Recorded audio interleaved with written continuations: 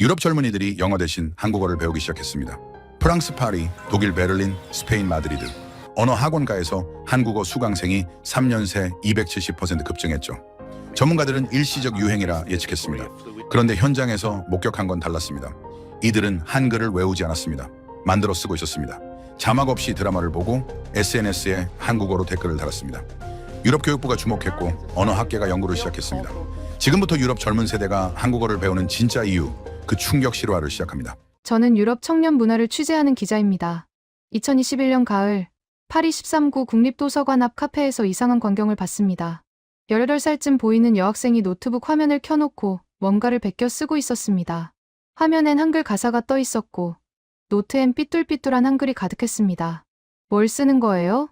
물었더니 그녀는 웃으며 답했습니다. 노래 가사요. 원문으로 보면 느낌이 다르거든요. 프랑스어가 모국어인 이 학생은 영어도 유창했습니다. 스페인어와 이탈리아어도 어느 정도 할 줄 알았죠. 그런데 한국어는 배운 적이 없었습니다. 그저 케이팝을 좋아했고 자막 없이 듣고 싶어서 가사를 따라 쓰기 시작했다고 했습니다. 당시 유럽에선 케이팝과 한국 드라마가 빠르게 확산되고 있었습니다. 넷플릭스 유럽 지역 시청 순위에서 한국 드라마가 상위권을 차지했고 스포티파이에선 케이팝 플레이리스트가 급증했습니다. 2020년부터 2021년까지 유럽 주요 5개국에서 한국 콘텐츠 소비량이 전년 대비 180% 증가했다는 보고도 나왔습니다. 하지만 대부분은 자막으로 봤습니다. 영어 자막, 프랑스어 자막, 독일어 자막. 언어는 콘텐츠의 배경일 뿐이었죠. 노래도 마찬가지였습니다. 멜로디와 퍼포먼스가 중심이었고 가사는 번역본으로 이해하면 그만이었습니다. 그런데 이 학생처럼 원문을 보려는 시도가 늘어나기 시작했습니다. 처음엔 팬덤 문화의 일부로 여겨졌습니다. 좋아하는 가수의 노래를 더 깊이 이해하고 싶은 마음. 드라마 대사의 뉘앙스를 놓치고 싶지 않은 욕구. 자연스러운 현상이었죠. 저 역시 그렇게 생각했습니다. 일시적 현상이라고요. 팬심이 식으면 사라질 거라고 봤습니다. 베를린의 한 언어 교육 연구소 소장도 비슷한 견해를 밝혔습니다. 팬들이 가수 이름 정도 쓸 줄 알면 만족합니다. 본격적으로 언어를 배우진 않아요. 일본 애니메이션 팬들도 비슷했죠. 몇 개 단어 외우다가 끝났습니다. 당시 유럽 언어 학습 시장은 영어, 스페인어, 중국어가 장악하고 있었습니다. 실용성이 기준이었죠. 취업에 도움이 되거나 여행에 필요하거나 비즈니스에 쓰이는 언어. 한국어는 그 어디에도 속하지 않았습니다. 유럽 언어학원 협회 통계를 보면 2020년 기준 한국어 수강생은 전체의 0.3%에 불과했습니다. 아랍어, 러시아어, 일본어보다도 낮은 수치였습니다. 하지만 파리 13구 카페에서 만난 그 학생은 달랐습니다. 노트에 적힌 한글을 보니 단순한 필사가 아니었습니다. 띄어쓰기를 지키려 애썼고 받침을 정확히 구분하려 했습니다. 심지어 쌍기역, 쌍시옷 같은 된소리까지 표기하려 노력한 흔적이 보였습니다. 어떻게 이렇게 쓸 수 있어요? 배운 적도 없는데. 그녀가 웃으며 답했습니다. 어려워 보이지만 막상 쓰면 규칙이 엄청 단순해요. 기역, 이은, 디귿. 이런 식으로 자음 14개만 외우면 나머지는 조합이에요. 모음도 20개 정도인데 기본형은 10개고요. 처음엔 복잡해 보였는데 유튜브에서 10분짜리 영상 몇 개 보니까 바로 이해됐어요. 저는 그 말을 대수롭지 않게 들었습니다. 한글을 몇 글자 쓸 줄 안다고 해서 언어를 배운다고 보긴 어려웠으니까요. 문자와 언어는 다른 문제였습니다. 그런데 2022년 봄 상황이 달라졌습니다. 파리 3대학 언어학과에서 흥미로운 설문 결과가 나왔습니다. 18세에서 25세 프랑스 젊은이 1200명을 대상으로 조사했더니 그중 34%가 한글을 읽을 줄 안다고 답했습니다. 읽기만이 아니었습니다. 18%는 간단한 단어를 쓸 줄 알았고 9%는 짧은 문장을 이해할 수 있다고 했습니다. 놀라운 건 이들 대부분이 정규 교육을 받지 않았다는 점이었습니다. 학원에 다니거나 교재를 산 사람은 전체의 12%에 불과했습니다. 나머지는 유튜브, SNS, 자막 없는 영상 시청으로 독학했다고 답했습니다. 독일과 스페인에서도 비슷한 결과가 나왔습니다. 베를린 자유대학 조사에선 독일 청년의 28%가 한글을 읽을 줄 안다고 했고 마드리드 대학 조사에선 스페인 청년의 22%가 같은 답을 했습니다. 저는 이 수치를 보고도 여전히 회의적이었습니다. 읽을 줄 안다는 게 정확히 무슨 의미인지 불명확했으니까요. 자음 모음을 안다는 건지, 단어를 읽는다는 건지, 문장을 이해한다는 건지. 그래서 직접 확인하기로 했습니다. 파리, 베를린, 마드리드를 돌며 젊은이들을 만났습니다. SNS에서 한국어를 쓰는 사람들, K-팝 커뮤니티에서 활동하는 사람들, 한국 드라마 리뷰를 올리는 사람들. 그들을 만나보니 놀라웠습니다. 한글을 읽는 수준이 제 예상을 훨씬 넘어섰습니다. 단순히 자음 모음을 아는 게 아니라 단어를 조합하고 문장을 만들고 SNS에 댓글을 달 수 있었습니다. 베를린에서 만난 20살 남학생은 인스타그램 프로필에 한글로 자기소개를 써놨습니다. 맞춤법이 완벽하진 않았지만 의미는 명확했습니다. 마드리드에서 만난 19살 여학생은 K-팝 가사를 한글로 따라 부르는 영상을 틱톡에 올렸습니다. 발음이 정확하진 않았지만 리듬과 억양은 자연스러웠습니다. 이들에겐 공통점이 있었습니다. 한국어를 배우려고 시작한 게 아니었습니다. 한글이 먼저였습니다. 콘텐츠 속 낯선 문자가 호기심을 자극했고 그걸 읽고 싶어서 배웠다고 했습니다. 그리고 한글을 배우는 과정이 생각보다 쉬웠다고 입을 모았습니다. 이건 언어학자들도 예상하지 못한 반응이었습니다. 2022년 여름, 저는 런던 킹스 크로스 인근의 작은 카페에서 한 무리의 젊은이들을 만났습니다. 5명이었습니다. 영국인 셋, 폴란드인 1명, 이탈리아인 1명. 모두 20살 전후였고 한 가지 공통점이 있었습니다. 한국 드라마를 자막 없이 본다는 것. 자막 없이요. 정말요? 제가 되묻자 그들이 웃었습니다. 처음엔 영어 자막 켜놨죠. 근데 자꾸 한글 자막이 눈에 밟히는 거예요. 영국인 여학생이 말했습니다. 드라마 화면 아래에 한글 자막이 뜨잖아요. 배우가 말하는 동시에요. 그게 자꾸 보이니까 읽고 싶더라고요. 영어 자막은 한 박자 늦게 나오는데 한글은 바로 나오니까요. 이건 제가 전혀 생각하지 못한 지점이었습니다. 한국 드라마를 볼 때 한국인은 한글 자막을 당연하게 여깁니다. 하지만 외국인 시청자에겐 그게 이중 자막처럼 보인다는 겁니다. 화면 아래엔 한글, 그 아래엔 영어나 현지어 자막, 두 개의 문자가 동시에 떠 있는 거죠. 폴란드 남학생이 덧붙였습니다. 한글 자막이 먼저 뜨니까 그걸 읽을 수 있으면 영어 자막보다 빨리 이해할 수 있겠다는 생각이 들었어요. 그래서 한글부터 배웠습니다. 이들의 학습 경로는 독특했습니다. 언어를 배우려고 문자를 배운 게 아니라 문자를 읽고 싶어서 배웠고 그게 자연스럽게 언어로 이어졌다는 겁니다. 이탈리아 남학생은 더 직설적이었습니다. 한글은 이틀이면 배워요. 자음 모음 조합 원리만 이해하면 끝이에요. 그 다음부턴 단어 외우기죠. 이틀. 저는 그 말을 믿기 어려웠습니다. 하지만 실제로 유튜브엔 이틀 만에 한글 마스터 같은 영상이 수백만 뷰를 기록하고 있었습니다. 댓글엔 진짜 이틀 만에 됐다. 생각보다 쉽다는 반응이 넘쳤습니다. 이 현상은 단순한 유행이 아니었습니다. 구조적 변화였습니다. 2022년 가을, 유럽 주요 언어 학원들이 한국어 강좌를 대폭 늘렸습니다. 파리의 한 어학원은 한국어반을 2개에서 8개로 확대했습니다. 베를린의 시민대학은 한국어 초급반 신청자가 3개월 만에 정원의 450%를 초과했다고 발표했습니다. 마드리드의 한 사설 어학원 원장은 이렇게 말했습니다. 처음엔 반신반의했어요. 한국어 수요가 이렇게 많을 줄 몰랐죠. 강좌를 열었더니 하루 만에 마감됐습니다. 대기자만 100명이 넘었어요. 수강생 대부분은 20대 초반이었습니다. 그들이 원하는 건 회화였습니다. 문법이나 한자어가 아니라 드라마 대사를 이해하고 노래 가사를 해석하고 SNS에 한국어로 댓글을 다는 능력. 런던에서 만난 영국인 여학생이 말했습니다. 영어 자막으로 보면 뉘앙스가 다 사라져요. 오빠라는 단어 하나만 해도 영어로는 표현이 안 되잖아요. 형, 언니, 누나도 마찬가지고요. 그런 걸 알고 싶었어요. 이건 단순한 언어 학습이 아니었습니다. 문화적 맥락을 이해하려는 시도였습니다. 그런데 여기서 흥미로운 패턴이 발견됐습니다. 이들은 한국어를 배우기 전에 이미 한글을 익혔다는 점입니다. 학원에 등록하기 전 유튜브와 SNS로 한글을 독학했습니다. 그리고 한글을 알게 되자 자연스럽게 단어가 눈에 들어왔다고 했습니다.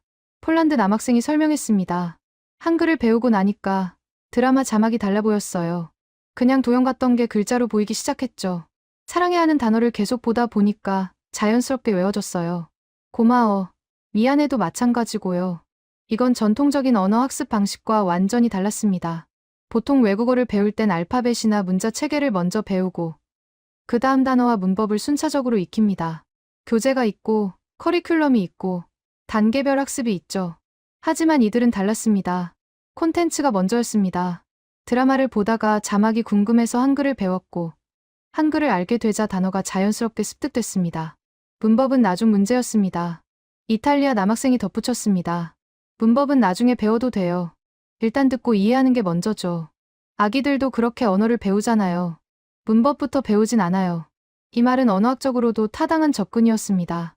모국어 습득 과정을 보면 아이들은 문법 규칙을 배우기 전에 이미 언어를 사용합니다. 듣고, 따라하고 맥락 속에서 의미를 파악하죠. 유럽 젊은이들이 한국어를 배우는 방식이 바로 그랬습니다. 2023년 초, 이 현상은 더 확산됐습니다. 프랑스 교육부 산하 기관에서 발표한 자료를 보면 2022년 한 해 동안 프랑스 내 한국어 학습자 수가 전년 대비 320% 증가했습니다. 독일은 280%, 스페인은 410%, 영국은 250% 증가했습니다. 이건 단순한 유행으로 설명할 수 없는 수치였습니다. 유럽 언어학회는 긴급 세미나를 열었습니다. 주제는 유럽 청년층의 한국어 학습 급증 원인 분석이었습니다. 각국 언어학자들이 모였고 다양한 가설이 제시됐습니다. 한 독일 언어학자는 이렇게 분석했습니다. 한류 콘텐츠가 촉매제 역할을 했습니다. 하지만 그것만으론 설명이 안 됩니다. 일본 애니메이션도 인기가 많았지만 일본어 학습으로 이어지진 않았죠. 한국어엔 뭔가 다른 요인이 있습니다. 프랑스 언어학자는 다른 의견을 냈습니다. 디지털 환경의 변화가 핵심입니다. 과거엔 외국어를 배우려면 교재와 학원이 필요했죠. 하지만 지금은 유튜브와 넷플릭스로 실시간 콘텐츠를 접할 수 있습니다. 특히 자막 기능이 언어 학습을 가속화시켰습니다. 두 의견 모두 타당했습니다. 하지만 핵심을 놓치고 있었습니다. 런던에서 만난 젊은이들이 말한 것처럼 진짜 이유는 한글 그 자체에 있었습니다. 한글을 배우는 게 생각보다 쉬웠고 한글을 알게 되자 한국어가 따라왔다는 것. 이게 핵심이었습니다.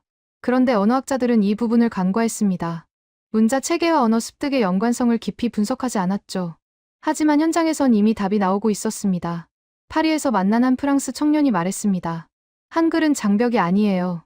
오히려 문이죠. 한글을 배우면 한국어로 가는 문이 열려요. 다른 언어는 그렇지 않았어요. 중국어는 한자부터 막히고 아랍어는 문자 자체가 어렵고 일본어는 히라가나 가타카나 한자까지 3개를 배워야 하죠. 한글은 달라요. 이틀이면 읽을 수 있어요. 이 말이 모든 걸 설명했습니다. 한글이 한국어로 가는 진입 장벽을 낮췄고 그 결과 유럽 젊은이들이 한국어 학습에 뛰어들 수 있었던 겁니다. 그리고 이들은 더 이상 자막에 의존하지 않았습니다. 한글을 읽기 시작했고 단어를 이해하기 시작했고 문장의 의미를 파악하기 시작했습니다. 자막을 벗어던진 순간 한국어가 보이기 시작했습니다. 2023년 봄, 저는 베를린 훔볼트 대학 언어교육센터를 찾았습니다. 복도 끝 작은 강의실에서 한국어 초급 수업이 진행 중이었습니다.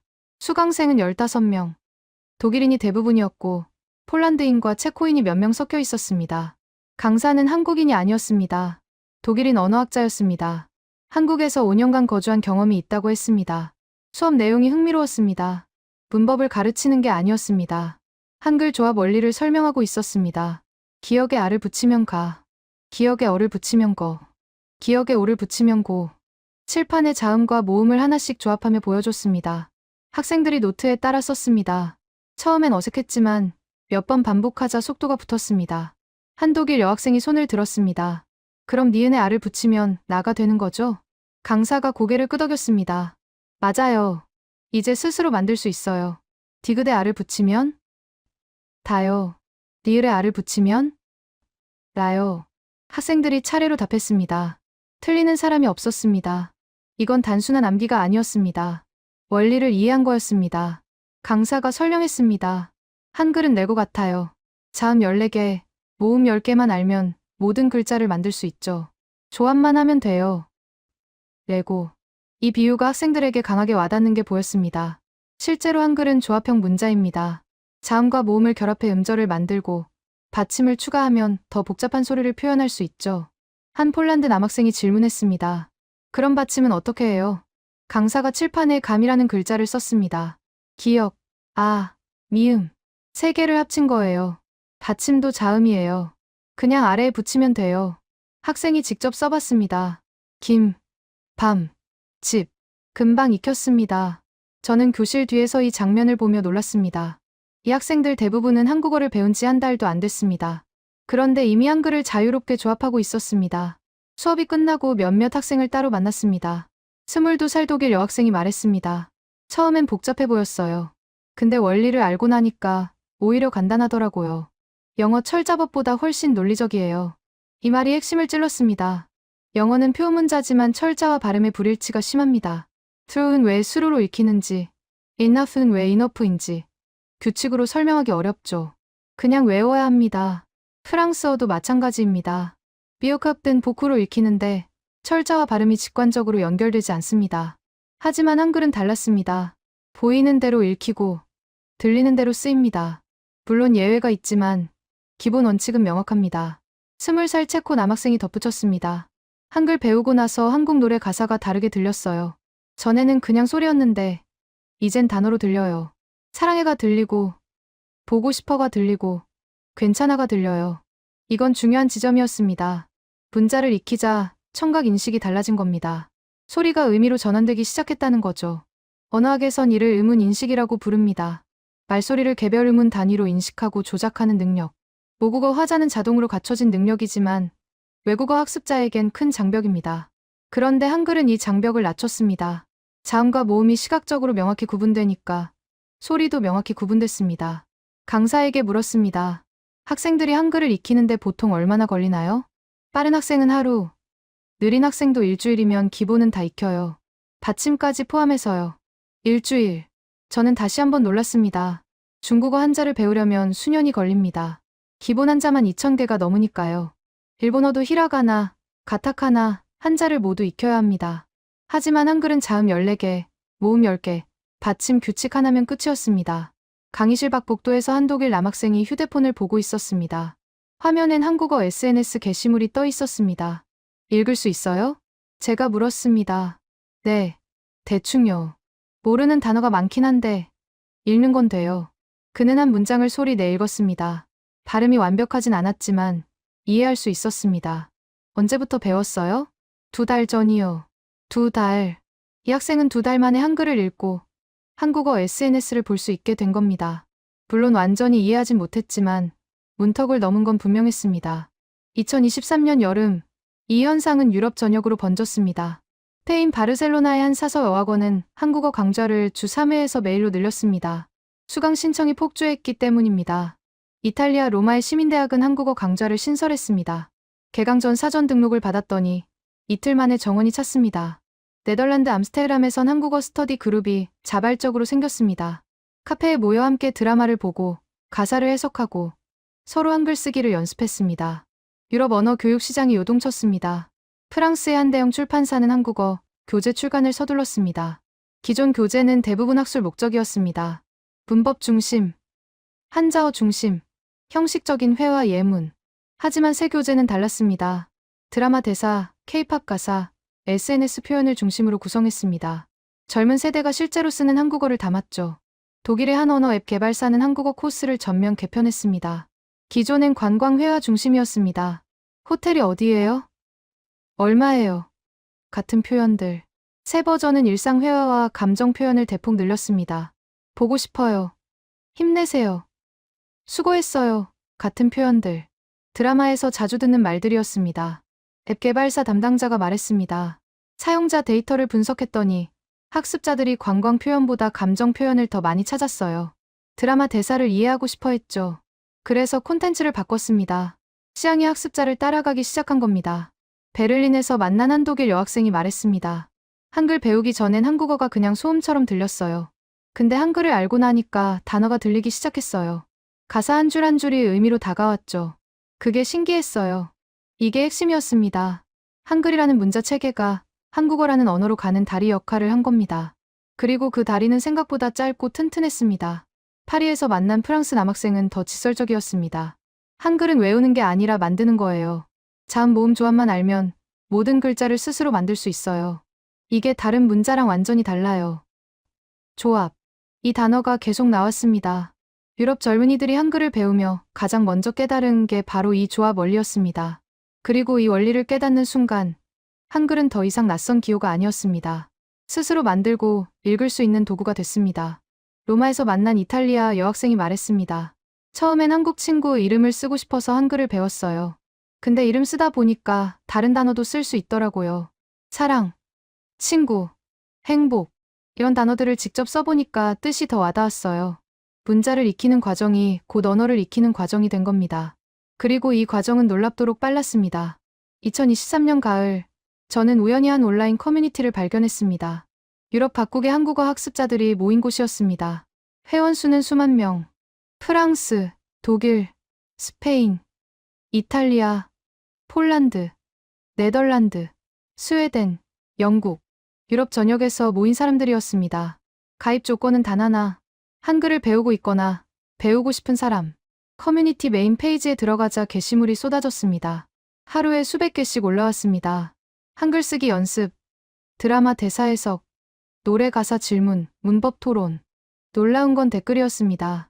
질문을 올리면 몇 분 안에 답이 달렸습니다. 서로 가르치고 배우는 구조였습니다. 한독일 회원이 올린 게시물이 눈에 띄었습니다. 사랑해와 사랑합니다의 차이가 뭔가요? 드라마에선 사랑해를 더 많이 쓰는데 책에선 사랑합니다라고 나와요. 댓글이 10개 넘게 달렸습니다. 프랑스 회원이 답했습니다. 존댓말과 반말 차이예요. 사랑합니다는 격식 있을 때, 사랑해는 가까운 사이에 써요. 스페인 회원이 덧붙였습니다. 드라마에서 연인끼리 사랑합니다라고 하면 이상해요. 너무 딱딱하거든요. 영국 회원이 예를 들었습니다. 영어로 치면 I love you와 I do love you formally 정도 차이. 후자는 안 쓰잖아요. 이들은 서로의 모국어를 활용해 한국어를 설명하고 있었습니다. 프랑스어권 회원은 프랑스어로, 독일어권 회원은 독일어로, 영어권 회원은 영어로 각자의 언어 감각을 동원해 한국어의 뉘앙스를 이해하려 했습니다. 더 흥미로운 건 스터디 그룹이었습니다. 커뮤니티 내에 도시별, 국가별 소그룹이 형성돼 있었습니다. 파리 그룹, 베를린 그룹, 마드리드 그룹, 런던 그룹. 온라인에서 만나 함께 공부하고 오프라인에서 만나 한국 음식을 먹으며 한국어로 대화했습니다. 저는 파리 소그룹의 오프라인 모임에 참관 요청을 했습니다. 흔쾌히 받아들여졌습니다. 2023년 10월 어느 토요일 오후 파리 오구의 한 카페. 12명이 모였습니다. 나이는 18살부터 26살까지. 프랑스인이 대부분이었고 벨기에인 2명, 스위스인 1명이 있었습니다. 모임은 한국어로 시작됐습니다. 안녕하세요. 오늘도 왔어요. 네, 반가워요. 발음이 어눌했지만 의사소통은 됐습니다. 한 프랑스 여학생이 노트북을 열었습니다. 화면엔 한국 드라마 한 장면이 일시정지돼 있었습니다. 이 장면에서 여주인공이 괜찮아라고 하는데 자막엔 It's okay라고 나와요. 근데 느낌이 달라요. 한국어로는 더 따뜻하게 들려요. 다른 회원이 답했습니다. 괜찮아는 걱정하지 말라는 뜻도 있어요. It's okay보다 더 위로하는 느낌이죠. 또 다른 회원이 덧붙였습니다. 억양도 중요해요. 괜찮아로 올리면 질문이고 괜찮아로 내리면 위로예요. 이들은 드라마 한 장면을 놓고 10여 분간 토론했습니다. 단어의 의미, 억양의 차이, 문화적 맥락, 깊이가 있었습니다. 벨기에 남학생이 질문했습니다. 한국 사람들은 왜 나이를 그렇게 중요하게 생각해요? 드라마 보면 처음 만날 때 나이부터 물어보던데. 프랑스 여학생이 답했습니다. 존댓말 때문이에요. 나이가 많으면 존댓말 써야 하고 적으면 반말 써도 되고. 그래서 나이를 먼저 확인하는 거죠. 스위스 여학생이 고개를 끄덕였습니다. 그래서 오빠, 언니, 형, 누나가 중요한 거구나. 관계를 정하는 거네요. 이들은 한국어를 배우며 한국 문화도 함께 이해하고 있었습니다. 모임이 끝난 뒤 몇몇 회원과 따로 이야기를 나눴습니다. 23살 프랑스 여학생이 말했습니다. 처음엔 혼자 배웠어요. 유튜브 보고, 드라마 보고. 근데 한계가 있더라고요. 궁금한 게 생겨도 물어볼 데가 없었죠. 그래서 이런 모임을 찾았어요. 여기선 언제든 질문할 수 있고 누군가 답해줘요. 20살 벨기에 남학생이 덧붙였습니다. 이런 모임이 좋은 건 다 같은 처지라는 거예요. 한국어 원어민이 아니니까 서로 이해해줘요. 틀려도 괜찮고 느려도 괜찮아요. 그냥 배우고 싶은 마음만 있으면 돼요. 이건 전통적인 언어 학습 환경과 완전히 달랐습니다. 보통 언어 학원에선 선생님이 가르치고 학생이 배웁니다. 위계가 있고 커리큘럼이 있고 평가가 있죠. 틀리면 지적받고 못하면 뒤처집니다. 하지만 이 모임은 수평적이었습니다. 누구도 가르치려 들지 않았습니다. 그저 함께 배울 뿐이었습니다. 잘하는 사람이 모르는 사람을 도왔고 어제 배운 사람이 오늘 배우는 사람을 도왔습니다. 더 놀라운 건 이 모델이 유럽 전역으로 확산되고 있다는 점이었습니다. 베를린에도 비슷한 모임이 있었습니다. 회원이 수만 명. 마드리드에도 있었습니다. 런던, 로마, 암스테르담, 스톡홀름. 주요 도시마다 한국어 학습 모임이 자발적으로 생겨났습니다. 그리고 이들은 서로 연결됐습니다. 파리 그룹이 베를린 그룹과 온라인 교류를 했고 마드리드 그룹이 런던 그룹과 화상 스터디를 했습니다. 국경을 넘어 학습 네트워크가 형성된 겁니다.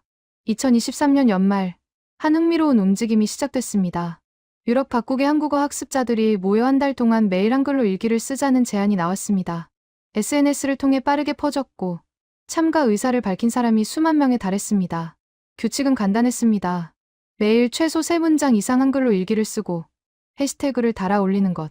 문법이 틀려도 괜찮고 맞춤법이 어색해도 괜찮았습니다. 그냥 쓰면 됐습니다. 한 달 뒤 놀라운 결과가 나왔습니다. 완주율이 70%를 넘었습니다. 참가자 대부분이 한 달 내내 매일 한글로 일기를 썼다는 겁니다. 일부 언어학자들이 참가자들의 일기를 분석했습니다. 시작 시점과 종료 시점을 비교했더니 평균 어휘량이 2배 이상 증가했고 문장 구성 능력도 크게 향상됐습니다. 더 중요한 건 태도 변화였습니다. 초반엔 한국어를 배우는 대상으로 여겼습니다. 하지만 후반엔 쓰는 도구로 인식이 바뀌었습니다. 한국어가 공부가 아니라 표현 수단이 된 겁니다. 파리에서 만난 한 프랑스 여학생이 말했습니다. 한 달 동안 매일 한글로 일기 쓰니까 한국어로 생각하게 됐어요. 처음엔 프랑스어로 생각하고 한국어로 번역했는데 나중엔 바로 한국어로 떠올랐어요. 이건 언어 습득의 핵심 단계였습니다. 번역 없이 직접 사고하는 것. 모국어 화자처럼 언어를 내면화하는 과정이죠. 베를린에서 만난 독일 남학생도 비슷한 경험을 했습니다. 매일 쓰다 보니 한국어가 편해졌어요. 전엔 한국어로 말하려면 머릿속에서 문장을 만들어야 했는데 이젠 자연스럽게 나와요. 이 모임들은 단순한 학습 그룹이 아니었습니다. 문화교류의 장이었고 정서적 지지 공간이었고 자발적 교육 네트워크였습니다. 그리고 이 모든 게 한글에서 시작됐습니다. 한글을 배우며 만난 사람들이 한국어를 함께 익히며 공동체를 만들었고 그 공동체가 다시 더 많은 사람을 끌어들였습니다. 마드리드에서 만난 스페인 여학생이 말했습니다. 혼자였으면 포기했을 거예요. 어려울 때도 있었고 막힐 때도 많았으니까. 근데 이런 모임이 있어서 계속할 수 있었어요. 누군가 항상 응원해줬고 도와줬어요. 런던에서 만난 영국 남학생도 같은 말을 했습니다. 처음엔 케이팝 팬이어서 시작했어요. 근데 지금은 한국어 자체가 좋아졌어요. 배우는 게 재밌고 쓰는 게 재밌어요. 그리고 이렇게 같이 배우는 사람들이 있다는 게 힘이 돼요. 국경을 넘은 학습 공동체. 이게 유럽 젊은 세대가 한국어를 배우는 새로운 방식이었습니다. 교실이 아닌 카페에서, 교재가 아닌 드라마로, 선생님이 아닌 동료와 함께. 그리고 그 중심엔 한글이 있었습니다. 한글이라는 문자가 이들을 하나로 묶었고 한국어라는 언어가 이들을 더 깊이 연결시켰습니다. 2024년 초 저는 암스테르담에서 열린 한 행사에 초대받았습니다. 유럽 한국어 학습자들의 자발적 모임이었습니다. 참석자는 200명 정도. 네덜란드뿐 아니라 독일, 프랑스, 벨기에, 영국에서도 왔습니다. 행사장에 들어서자 놀라운 광경이 펼쳐졌습니다. 참석자 대부분이 한국어로 대화하고 있었습니다. 완벽하진 않았습니다. 문법이 어색하고 발음이 부정확했죠. 하지만 의사소통은 됐습니다. 한 네덜란드 여학생이 독일 남학생에게 말했습니다. 어제 본 드라마 어땠어요? 재밌었어요. 마지막 장면이 진짜 슬펐어요. 저도요. 울었어요. 짧은 대화였지만 자연스러웠습니다. 이들은 영어로 말할 수도 있었습니다.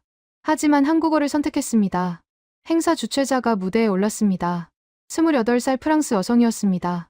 그녀도 한국어로 말했습니다. 안녕하세요. 오늘 와주셔서 감사합니다. 저는 3년 전에 한글을 처음 배웠어요. 지금은 한국 드라마를 자막 없이 봐요. 박수가 터졌습니다. 그녀가 이어서 말했습니다. 오늘은 특별한 실험을 해보려고 해요. 한국 드라마 한 장면을 보여줄 거예요. 자막 없이요. 그리고 여러분이 얼마나 이해하는지 확인해 볼게요. 화면이 켜졌습니다. 한국 드라마의 한 장면이었습니다. 두 사람이 대화하는 장면. 자막은 없었습니다. 배우가 말했습니다. 미안해. 내가 잘못했어. 괜찮아. 이해해. 정말? 응. 다 지나간 일이야. 3분 정도 이어졌습니다. 영상이 끝나자 주최자가 물었습니다. 무슨 내용이었어요? 참석자 대부분이 손을 들었습니다.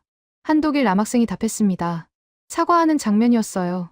한 사람이 미안하다고 했고 다른 사람이 괜찮다고 했어요. 프랑스 여학생이 덧붙였습니다. 다 지나간 일이야라고 했어요. 더 이상 신경 쓰지 말라는 뜻이죠. 스페인 남학생이 손을 들었습니다. 처음엔 화난 것 같았는데 나중엔 풀린 것 같았어요. 목소리 톤이 달라졌거든요. 저는 깜짝 놀랐습니다. 이들은 자막 없이 한국어 대화를 이해했습니다. 완벽하진 않았지만 핵심은 파악했습니다. 사과, 용서, 감정의 변화, 다 읽어냈습니다. 주최자가 더 어려운 장면을 보여줬습니다. 직장 회의 장면이었습니다. 여러 사람이 동시에 말하고 전문 용어도 나왔습니다. 이번 분기 매출이 목표치를 달성했습니다. 좋습니다. 다음 분기 계획은요? 신제품 출시를 준비 중입니다. 이번엔 조금 더 어려워 보였습니다.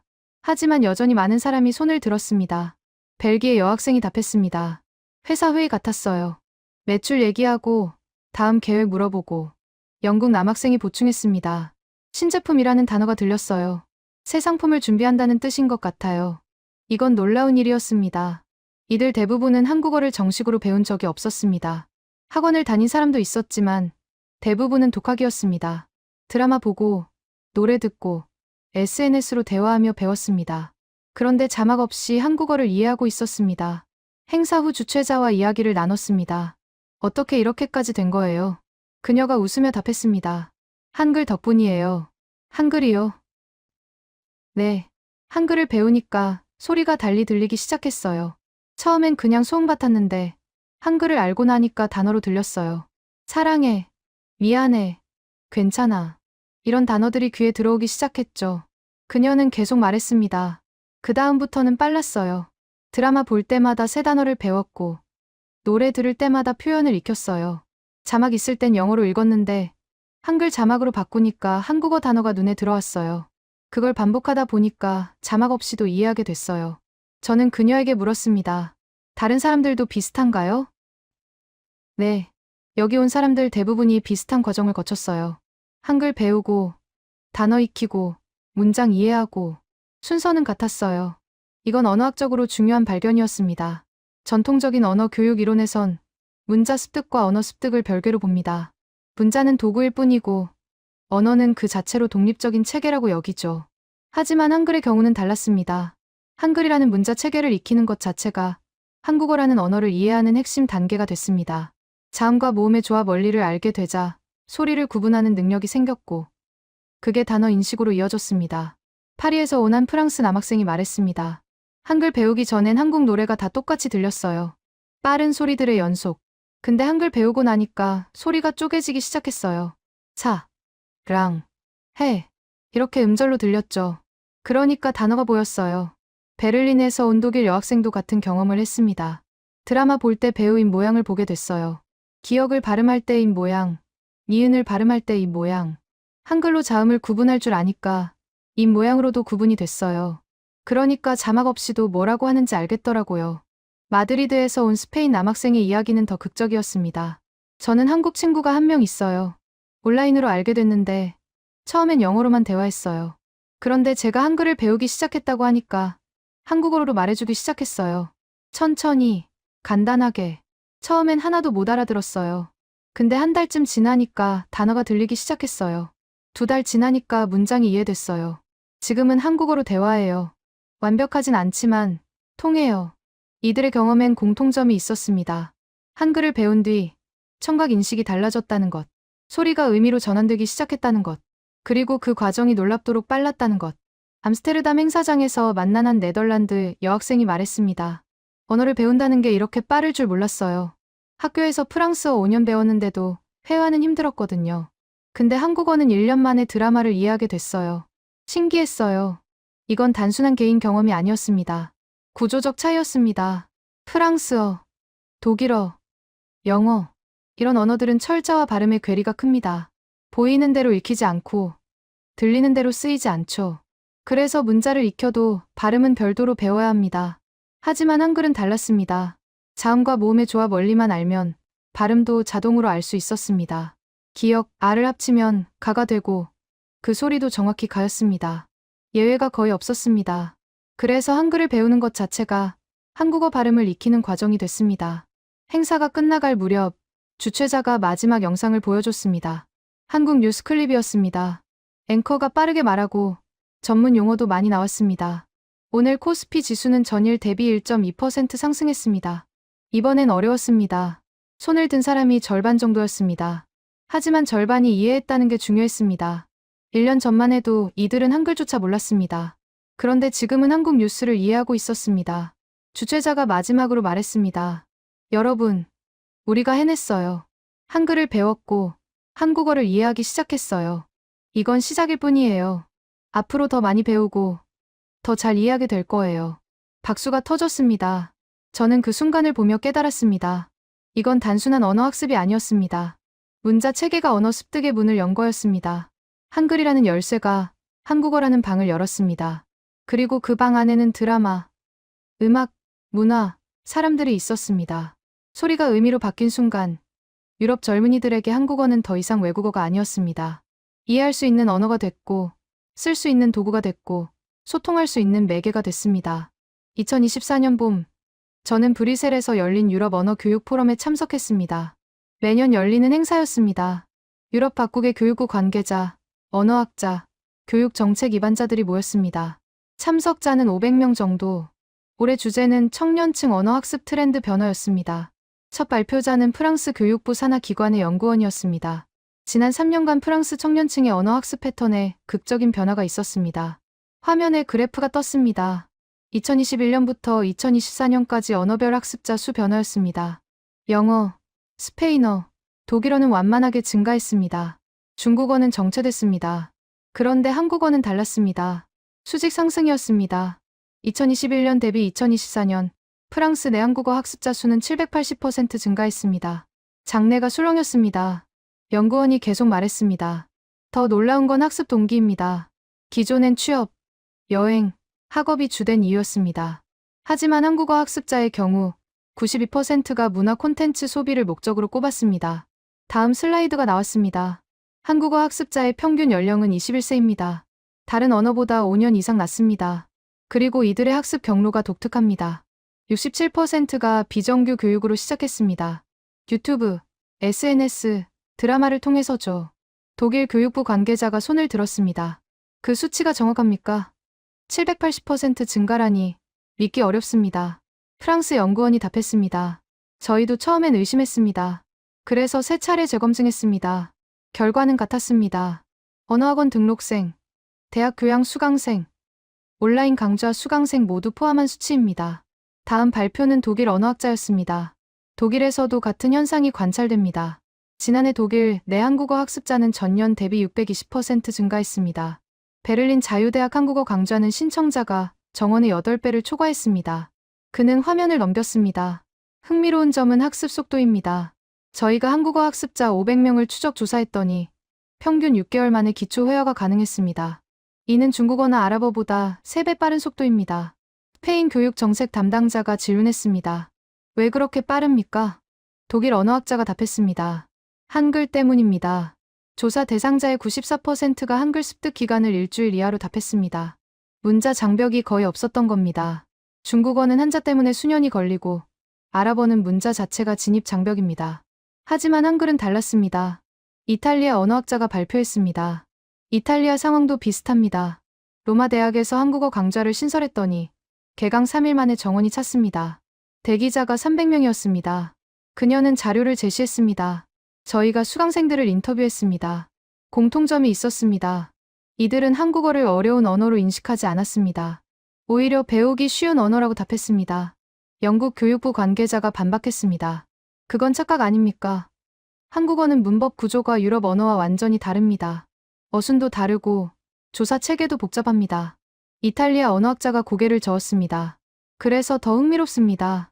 학습자들은 문법을 나중에 배웁니다. 먼저 한글을 익히고 단어를 외우고 문장을 듣습니다. 문법은 자연스럽게 따라옵니다. 전통적인 학습 순서와 정반대입니다. 네덜란드 연구원이 발표했습니다. 암스테르담 대학에서 실험을 했습니다. 한국어 학습자와 중국어 학습자를 비교했습니다. 같은 기간 동안 학습한 뒤 드라마 이해도를 테스트했습니다. 결과가 화면에 떴습니다. 6개월 학습 후 한국어 학습자의 72%가 자막 없이 드라마의 기본 줄거리를 이해했습니다. 중국어 학습자는 18%였습니다. 장래가 또 술렁였습니다. 네덜란드 연구원이 설명했습니다. 차이는 문자 체계에서 나왔습니다. 한국어 학습자는 한글을 빠르게 익혔고 그 결과 듣기 능력이 급속히 향상됐습니다. 반면 중국어 학습자는 한자에 막혀 듣기로 넘어가지 못했습니다. 오후 세션에선 더 구체적인 데이터가 나왔습니다. 스웨덴 교육연구소의 보고서였습니다. 유럽 10개국 청년 1만 명을 대상으로 설문조사했습니다. 한국어를 배우고 있거나 배운 경험이 있는 사람이 23%였습니다. 23%. 유럽 청년 4명 중 1명이 한국어를 접했다는 의미였습니다. 이들에게 학습 동기를 물었습니다. 1순위는 드라마와 영화 이해였고 2순위는 음악 가사 이해, 3순위는 SNS 소통이었습니다. 취업이나 학업은 7%에 불과했습니다. 폴란드 언어학자가 발표했습니다. 바르샤바 대학에서 한국어 수업을 참관했습니다. 놀라운 점이 있었습니다. 학생들이 교재를 거의 안 봤습니다. 대신 노트북과 휴대폰으로 드라마를 보고 가사를 검색했습니다. 그는 영상을 틀었습니다. 실제 수업 장면이었습니다. 학생들이 한국 드라마 한 장면을 보고 있었습니다. 강사가 일시정지를 눌렀습니다. 여기서 미안해라고 했죠. 이건 사과하는 표현이에요. 학생들이 노트에 적었습니다. 이제 여러분이 직접 말해보세요. 친구에게 사과하는 상황을 만들어보세요. 학생들이 짝을 지어 연습했습니다. 미안해. 괜찮아. 발음이 어색했지만 의미는 통했습니다. 폴란드 언어학자가 설명했습니다.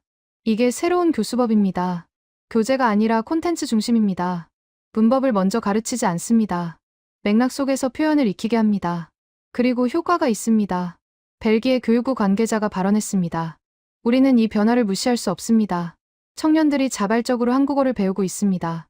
교육 당국은 이를 지원해야 합니다. 프랑스 관계자가 동의했습니다. 프랑스 교육부는 이미 움직이고 있습니다. 고등학교 제2외국어 선택 과목의 한국어 추가를 검토 중입니다. 독일 관계자도 답했습니다. 독일도 마찬가지입니다. 일부 주에서 시범 운영을 시작했습니다. 포럼 마지막 세션은 토론이었습니다. 주제는 한국어 현상이 유럽 언어 교육에 주는 시사점이었습니다. 한 프랑스 언어학자가 말했습니다. 우리는 언어 교육을 다시 생각해야 합니다. 문법 중심, 교재 중심 교육은 한계가 있습니다. 청년들은 콘텐츠로 배우고 싶어 합니다.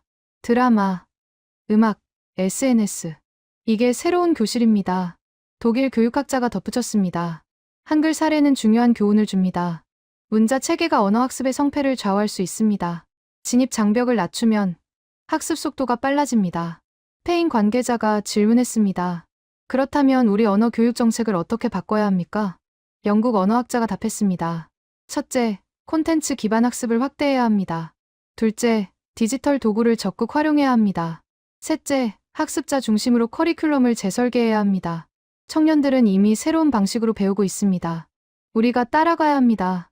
포럼이 끝난 뒤 복도에서 여러 관계자들과 대화를 나눴습니다. 한 프랑스 교육부 관계자가 말했습니다. 솔직히 충격이었습니다. 이렇게 빠르게 변할 줄 몰랐습니다. 3년 전만 해도 한국어는 선택지에도 없었는데 이제는 무시할 수 없는 현상이 됐습니다. 독일 언어학자가 덧붙였습니다. 한국어 현상은 시작일 뿐입니다. 앞으로 더 많은 비유럽 언어가 부상할 겁니다. 청년들은 실용성보다 흥미를 따릅니다. 교육 당국은 이 변화에 대응해야 합니다. 유럽 교육계가 깨어나고 있었습니다.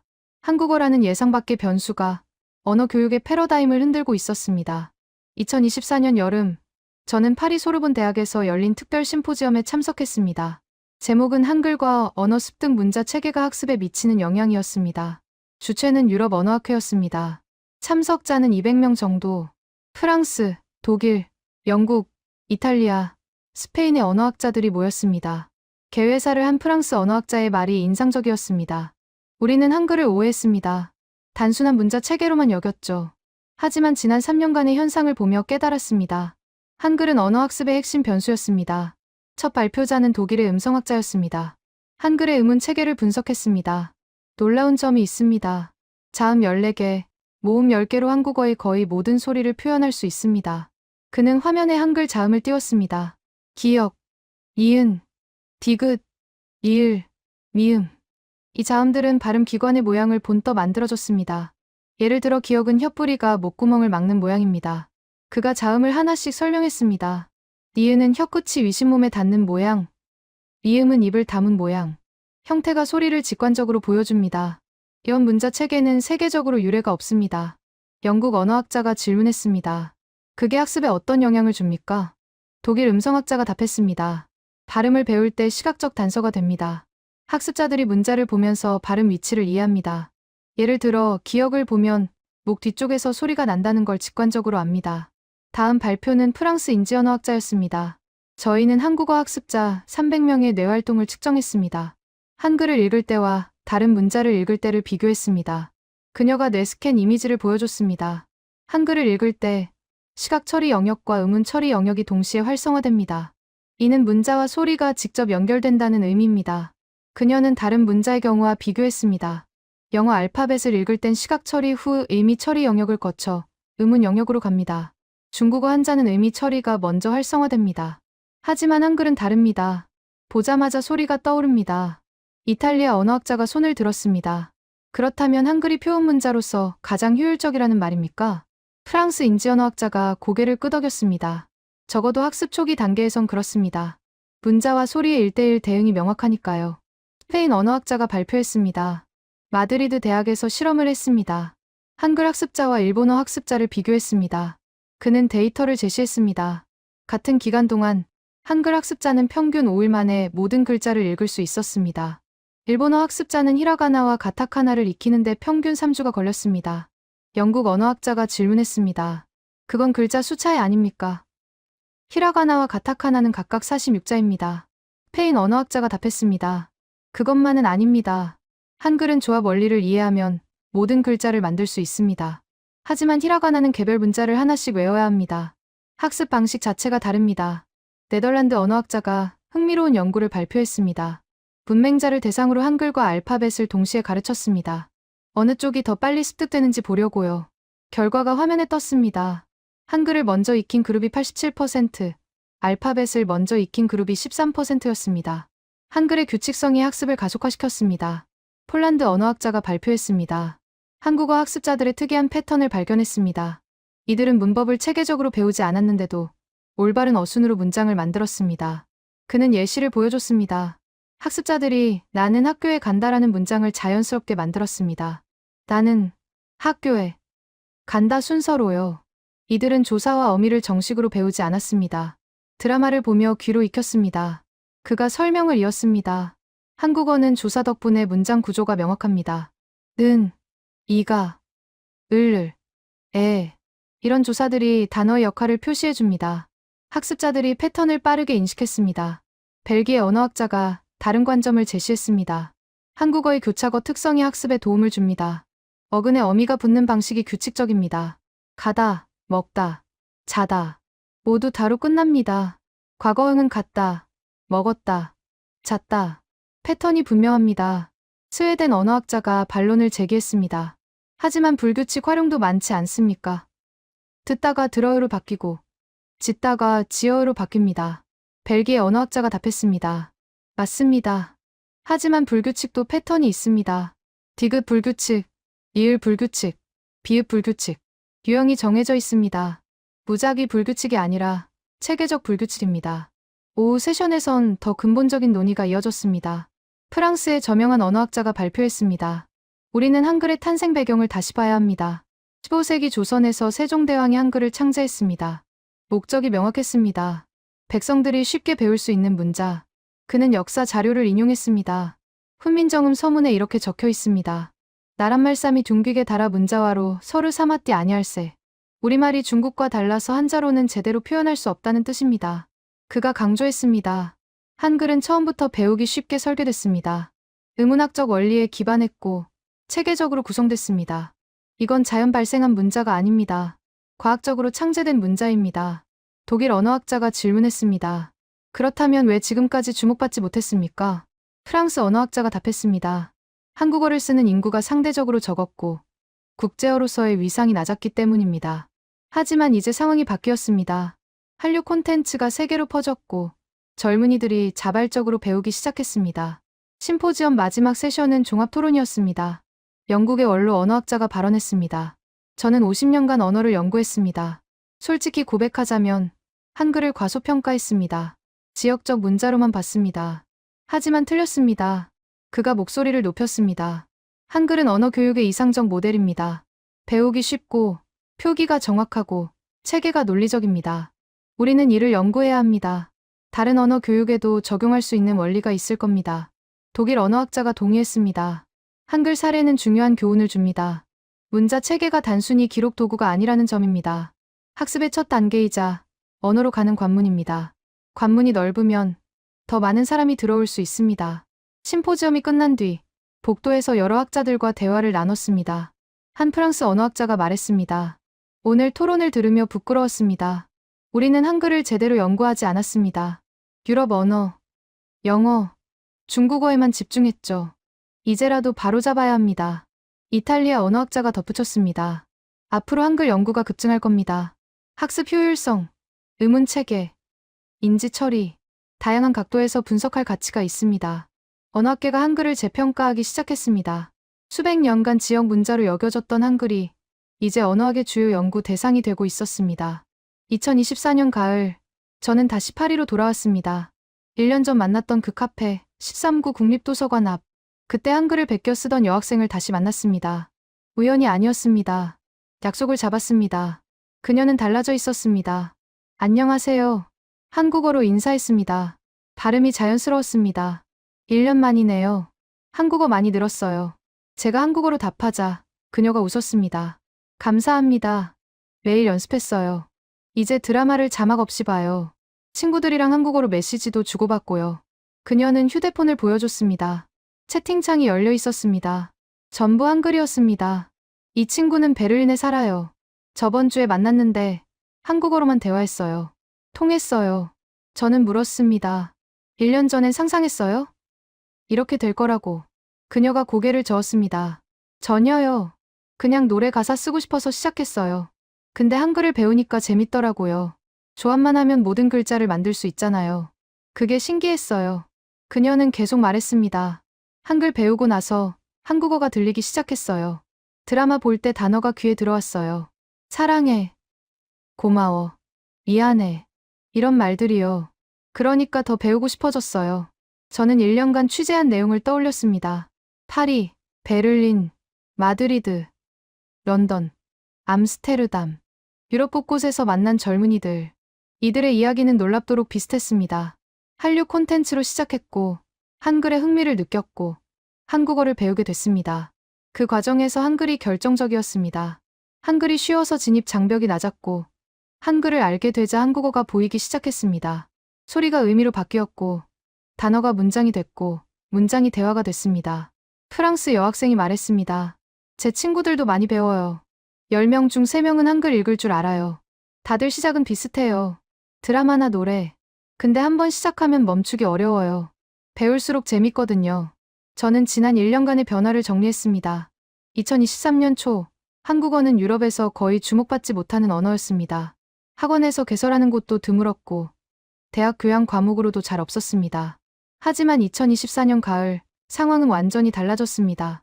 프랑스 교육부는 고등학교 제2외국어에 한국어를 추가했습니다. 독일은 일부 주에서 시범 운영을 시작했습니다. 스페인과 이탈리아도 비슷한 움직임을 보였습니다. 대학들은 한국어 강좌를 대폭 늘렸습니다. 파리 소르본 대학, 베를린 자유대학, 마드리드 콤플루텐세 대학, 런던 킹스 칼리지. 주요 대학마다 한국어 전공이나 부전공이 신설됐습니다. 언어학원들은 한국어 과정을 경쟁적으로 확대했습니다. 수요가 공급을 압도했습니다. 신청자가 정원을 초과하는 건 당연했고, 대기자 명단이 수백 명씩 쌓였습니다. 더 놀라운 건 자발적 학습 커뮤니티였습니다. 온라인과 오프라인에서 수십만 명이 모여 함께 배웠습니다. 학원도, 선생님도 없이 그저 한국어를 배우고 싶다는 열망만으로 이들은 서로 가르치고 배웠습니다. 드라마를 함께 보고, 가사를 함께 해석하고, 문장을 함께 만들었습니다. 틀려도 괜찮았고, 느려도 괜찮았습니다. 중요한 건 함께 한다는 것이었습니다. 파리 여학생이 말했습니다. 혼자였으면 못했을 거예요. 어려울 때도 많았고, 포기하고 싶을 때도 있었으니까. 근데 같이 배우는 친구들이 있어서 계속할 수 있었어요. 저는 언어학자들의 말을 떠올렸습니다. 한글은 과학적으로 설계된 문자입니다. 15세기에 창제됐지만 21세기에도 유효한 체계입니다. 배우기 쉽고, 표기가 정확하고, 논리가 명확합니다. 자음 14개, 모음 10개, 이 24개로 모든 소리를 표현할 수 있습니다. 조합 원리만 이해하면 누구나 쓸 수 있습니다. 이게 유럽 젊은이들에게 문을 열었습니다. 한자처럼 수천 개를 외울 필요가 없었고, 아랍 문자처럼 새로운 형태에 적응할 필요가 없었고, 영어처럼 철자와 발음의 괴리를 감수할 필요가 없었습니다. 한글을 보면 소리를 알 수 있었고, 소리를 들으면 한글로 쓸 수 있었습니다. 프랑스 여학생이 노트북을 열었습니다. 요즘은 한국어로 일기를 써요. 매일은 아니고 일주일에 서너 번. 처음엔 3문장도 어려웠는데 이젠 한 페이지씩 써요. 그녀가 일기를 보여줬습니다. 한글로 빼곡히 적혀 있었습니다. 맞춤법이 완벽하진 않았지만 의미는 명확했습니다. 오늘 친구들을 만났어요. 카페에서 한국 드라마 이야기를 했어요. 재미있었어요. 저는 감탄했습니다. 1년 만에 여기까지 왔네요. 그녀가 웃었습니다. 저만 그런 게 아니에요. 제 친구들도 비슷해요. 다들 빨리 배워요. 한글이 쉬워서 그런 것 같아요. 저는 유럽을 돌며 수백 명을 만났습니다. 그들의 이야기는 하나로 모였습니다. 한글이 한국어로 가는 문을 열었고, 한국어가 새로운 세계로 가는 길을 보여줬습니다. 드라마와 음악, 문화와 사람, 생각과 감정. 한국어를 통해 이들은 한국이라는 나라를, 한국 사람들을, 한국적인 것을 이해하기 시작했습니다. 베를린에서 만난 독일 남학생은 한국 기업에 취업하고 싶다고 했습니다. 마드리드에서 만난 스페인 여학생은 한국 대학 교환학생을 준비 중이었습니다. 런던에서 만난 영국 남학생은 한국어 번역가를 꿈꿨습니다. 이들에게 한국어는 더 이상 외국어가 아니었습니다. 삶의 도구가 됐고, 미래의 가능성이 됐고, 세상을 보는 새로운 창이 됐습니다. 파리 여학생이 말했습니다. 한국어 배우면서 세상이 넓어진 느낌이에요. 전에는 프랑스어와 영어로만 살았는데, 이제 한국어도 있어요. 그러니까 더 많은 걸 이해할 수 있어요. 저는 고개를 끄덕였습니다. 언어는 단순한 의사소통 도구가 아닙니다. 세계를 인식하는 방식이고, 생각을 구조화하는 틀이고, 타자를 이해하는 통로입니다. 유럽 젊은이들이 한국어를 배우며 얻은 건 단어와 문법이 아니었습니다. 새로운 관점이었고, 다른 문화에 대한 이해였고, 더 넓은 세상이었습니다. 그 시작엔 한글이 있었습니다. 24개의 자음과 모음. 간단하지만 강력한 체계. 누구나 배울 수 있지만, 배우고 나면 새로운 세계가 열리는 문자. 카페를 나서며 저는 생각했습니다. 언어의 힘은 사용 인구나 경제력에서만 나오지 않습니다. 배움의 용이성에서도 나옵니다. 더 많은 사람이 접근할 수 있을수록 그 언어는 더 멀리 퍼집니다. 한글이 그걸 증명했습니다. 유럽 곳곳에서 수십만 젊은이들이 한글을 배웠고, 한국어를 익혔고, 한국을 이해하기 시작했습니다. 이건 시작일 뿐이었습니다. 앞으로 더 많은 사람이 한글을 배울 것이고, 더 많은 사람이 한국어를 쓸 것이고, 더 많은 사람이 한국을 알게 될 것입니다. 문자가 연 새로운 세계. 그 세계는 지금 이 순간에도 확장되고 있었습니다.